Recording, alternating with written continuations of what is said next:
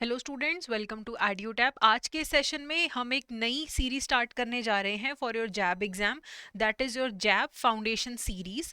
सो ये जो आपके सामने है ये शेड्यूल है इस सीरीज का। Today I will be starting with debtor creditor relationship and likewise हर हफ्ते हम 6 वीडियोस लेके आएंगे आपके अलग अलग कंपोनेंट्स में से। तो आज का जो टॉपिक है हमारा वो है debtor and creditor relationship. So let's start. तो इसको समझने से पहले, डेटर क्रेडिटर रिलेशनशिप को समझने से पहले हमें बैंकिंग के कुछ बेसिक्स पता होने चाहिए कि बैंकिंग का मतलब क्या है, बैंक और कस्टमर का मतलब क्या है। तो बैंकिंग का जो डेफिनेशन है वो दिया गया है बैंकिंग रेगुलेशन एक्ट 1949 में। ये एक्ट बोलता है कि अगर एक ऑर्गेनाइजेशन, अगर एक फाइनेंशियल इंस्टीट्यूशन डिपॉजिट्स लेता है for lending and investment. Deposits का मतलब क्या है, आप पैसे जमा करवाते हैं बैंक में, वो होंगे डिपॉजिट्स। तो उस पैसे को बैंक यूज कर सकता है लेंडिंग और इन्वेस्टमेंट के लिए ही, किसी और पर्पस के लिए यूज नहीं कर सकता है। अगला, जो हम डिपॉजिट्स बैंक को देते हैं, जो बैंक को डिपॉजिट्स रिसीव होते हैं वो सिर्फ पब्लिक से हो सकते हैं। ठीक है। तीसरी बात, जो डिपॉजिट्स हैं वो सिर्फ मनी की फॉर्म में होंगे, किसी भी और फॉर्म में डिपॉजिट बैंक एक्सेप्ट नहीं कर सकता है। कि मैं कोई आपको सामान दे दूं बैंक को जाके, मान लीजिए आप बैंक है, मैं बैंक आपको सामान दूं कि ये 5 लाख का सामान है, इसके बदले में मेरे अकाउंट में 5 लाख रुपए डाल दो, तो ऐसे नहीं हो सकता है। और डिपॉजिट्स, जिस टाइप का आपका अकाउंट है उस टाइप से आप उन्हें विड्रॉ कर सकते हैं। जो डिमांड डिपॉजिट्स हैं उन्हें आप जब आपका मन करे आप बैंक में जाके उनको विड्रॉ कर सकते हैं। जो एफडी वगैरह है उसमें कुछ टर्म्स एंड कंडीशंस होती हैं। तो ये जो चीजें ऑर्गेनाइजेशन कर रही है, इन चीजों को फॉलो कर रही है, वो बैंक की डेफिनेशन में आता है। नॉर्मली आप बैंक के इससे क्या समझते हैं कि बैंक एक ऑर्गेनाइजेशन है, आप जाते हो पैसे जमा करवाते हो, आपको लोन चाहिए आप बैंक से लेते हो, और वो आरबीआई से इंडिया में लाइसेंस मिलता है बैंकिंग का। बिना आरबीआई के लाइसेंस के बैंक काम नहीं कर सकता है।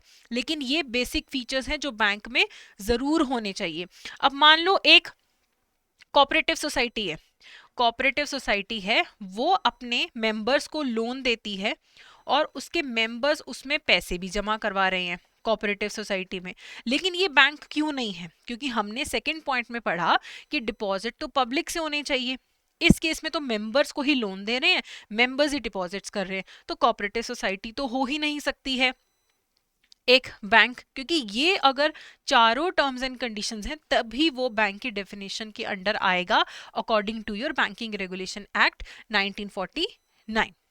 तो ये तो बात थी बैंक की। अब बात करेंगे कस्टमर की। कस्टमर क्या है ये कहीं पे भी एक्ट में डिफाइन नहीं किया गया है, बैंकिंग रेगुलेशन एक्ट में। लेकिन जो हमारी बेसिक अंडरस्टैंडिंग है उसके अकॉर्डिंगली कोई भी पर्सन या एंटिटी अगर एक बैंक में अकाउंट खुलवाएगा तो ऑब्वियसली वो बैंक का कस्टमर होगा। अब एंटिटी का क्या मतलब है? जैसे मैं हूं, मेरा नाम मेघा है, तो मेरे नाम से अगर अकाउंट खुलेगा तो ये पर्सन का अकाउंट है, इंडिविजुअल का अकाउंट है। मैं काम करती हूँ एड्यूटैप में। एड्यूटैप एक ऑर्गेनाइजेशन है, अगर ऑर्गेनाइजेशन भी चाहे तो अपना अकाउंट खुलवा सकती है। तो मेरा सैलरी अकाउंट हो सकता है एसबीआई में, एड्यूटैप का जो भी रेवेन्यू है या जो भी बिल्स पे होते हैं वो भी मान लीजिए आईसीआईसीआई के थ्रू होते हैं। तो एक एंटिटी का भी हो सकता है अकाउंट और एक पर्सन का भी। तो ये दोनों ही कौन है? बैंक के कस्टमर हैं। मेघा किसकी कस्टमर है? एसबीआई की। एड्यूटैप किसका कस्टमर है? आईसीआईसीआई का।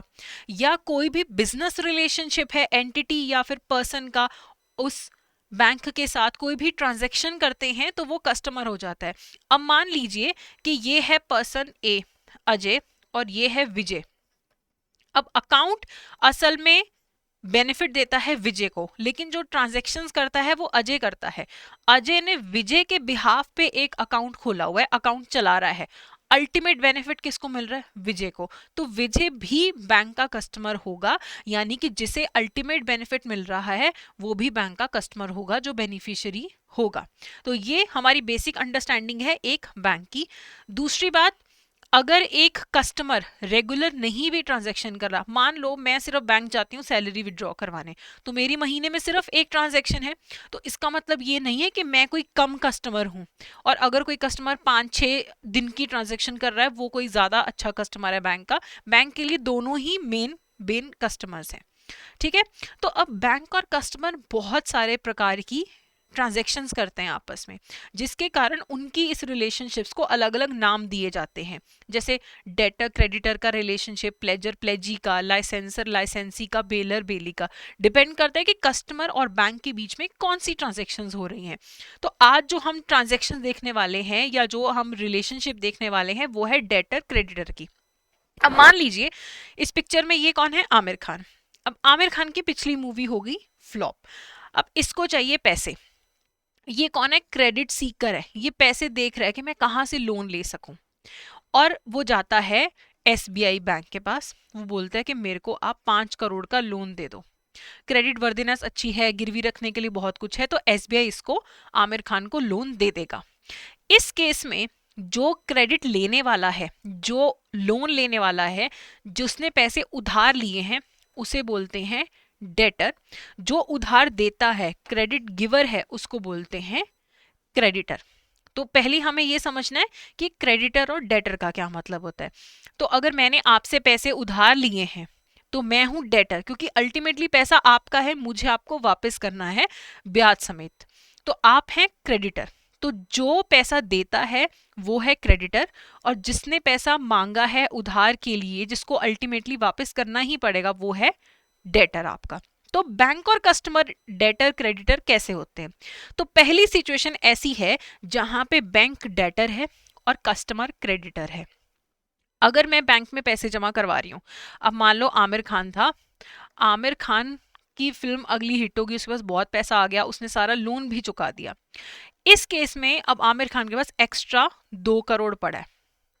तो वो बैंक के पास गया कि मेरे पास एक्स्ट्रा पैसा पड़ा है, मैं सेविंग्स अकाउंट खोल लेता हूँ। तो उसने बैंक में पैसे जमा करवा दिए। उसने फिर से SBI के पास गया, 2 करोड़ जमा करवा दिए। तो पैसा किसका है? आमिर खान का। तो आमिर खान क्या है? कस्टमर। कस्टमर होता है क्रेडिटर जब वो पैसे डिपॉजिट करवाता है। तो जब भी आप पैसे डिपॉजिट करवाते हैं बैंक में तो आप बन जाते हैं क्रेडिटर और बैंक बन जाता है डेटर। तो इस केस में आमिर खान हो गया क्रेडिटर और बैंक हो गया डेटर, क्योंकि पैसे की असली ओनरशिप किसकी है? आमिर खान की।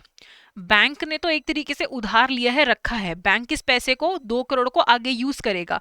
किसमें यूज करेगा?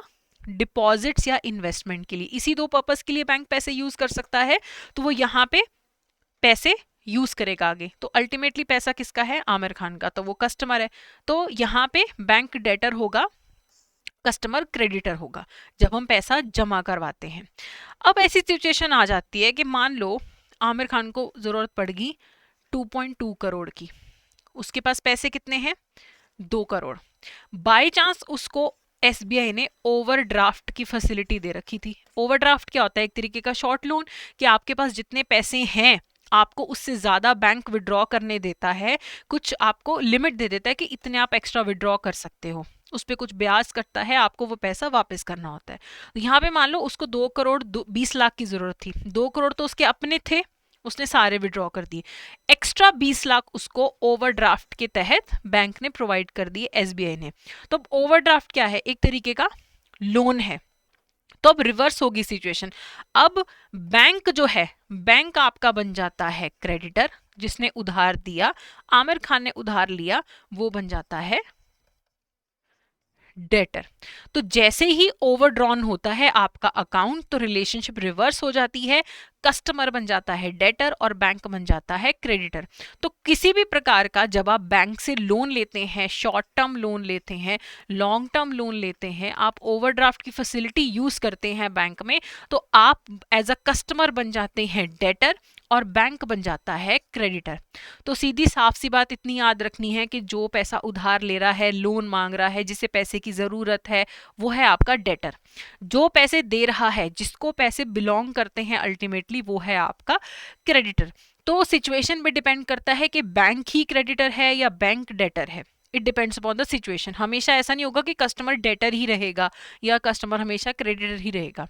ठीक है, जैसा हमने ओवरड्राफ्ट के टाइम पे देखा, एकदम से सिचुएशन रिवर्स हो जाती है। तो ये आपका बेसिक है एक डेटर और क्रेडिटर रिलेशनशिप का। यहाँ पे अब हम कुछ MCQs प्रैक्टिस करेंगे। तो इसमें सबसे पहले हमें देखना है, in case of an overdraft to a bank's current account the customer becomes the dash and the bank is the dash. यहाँ पे अब आप मुझे ये बताइए कि अगर एक कस्टमर ओवरड्राफ्ट की फैसिलिटी यूज करता है बैंक में, उसका करंट अकाउंट है, तो कस्टमर क्या बन जाता है, बैंक क्या बन जाता है?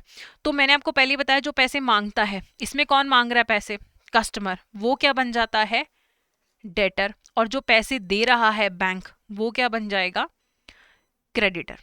ठीक है, अब अगली एमसीक्यू है, a customer who has a credit balance in his or her bank account will be a dash of the bank.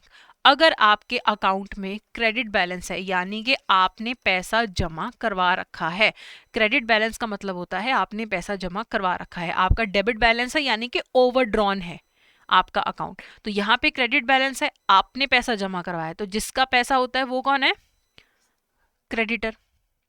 Okay चलिए, which of the following is not a bank, तो इसमें फर्स्ट स्लाइड को refer करना पड़ेगा आपको, money lender, निधि, cooperative या all of the above. Money lender bank नहीं है। क्यों नहीं है, मैंने आपको बताया, अपना आप पैसा कहाँ से लेता है बैंक, पब्लिक से। मनी लेंडर, अगर मुझे मनी लेंडर बनना है, साहूकार बनना है, तो मेरे पास कुछ पैसा पड़ा होगा, मैं किसी को उधार पे दूंगी और बहुत ज्यादा उस पर ब्याज चार्ज करूंगी, उससे जो मुझे पैसा मिलेगा उससे मैं कहीं और किसी और को पैसे दूंगी, तो इस तरीके से मैं अपना बिजनेस क्रिएट करूंगी। तो इस सिचुएशन में मनी लेंडर अपना पैसा शुरू यूज कर रहा है लेन देन करने के लिए, लेकिन बैंक कहाँ से लेता है पैसे, पब्लिक से, तो यहाँ पे मनी लेंडर बैंक नहीं होता। बाकी ये तो कॉमन सेंस है ही है कि लाइसेंस थोड़े ना होता है इसके पास, मनी लेंडर के पास कोई भी। फिर निधि कंपनी और कोऑपरेटिव सोसाइटी का सेम फंडा है। निधि और कोऑपरेटिव सोसाइटी अगर बैंक्स बनने की कोशिश कर रहे हैं, ये है मेंबर से पैसा लेते हैं। निधि कंपनी, कोऑपरेटिव सोसाइटी अपने अलग अलग मेंबर से पैसा लेते हैं, सब मेंबर्स पैसे जमा करवाते हैं और इन्हीं पैसे का पूल बना लिया जाता है, और किसी मेंबर को पैसों की जरूरत है तो उन्हें लोन भी दिया जाता है। लेकिन ये हो कहाँ रहा है, मेंबर्स के बीच में, मेंबर से ही डिपॉजिट लिए जा रहे हैं, मेंबर्स ही लोन ले रहे हैं। तो लेकिन बैंक क्या करता है, बैंक तो पब्लिक से डिपॉजिट्स लेता है, आगे वहीं पे इन्वेस्टमेंट करता है और लोन देता है। तो यहाँ पे आपका ये भी बिल्कुल भी बैंक नहीं है, तो यहाँ पे आपका आंसर होगा ऑल ऑफ दी अबव, कि कोई भी इनमें से बैंक नहीं है। अगला क्वेश्चन अब हम देखते हैं, which of the following statements regarding a bank is incorrect. ये आपका होमवर्क क्वेश्चन है, आपको इसका आंसर जो है मुझे कमेंट सेक्शन में देना है। इट वुड बी बेटर अगर आप साथ में कोई रीजन भी छोड़ेंगे कि क्या रीजन है आपने ये आंसर दिया है। तो ये बोल रहे हैं कि कौन सी बैंक के बारे में इनकरेक्ट है।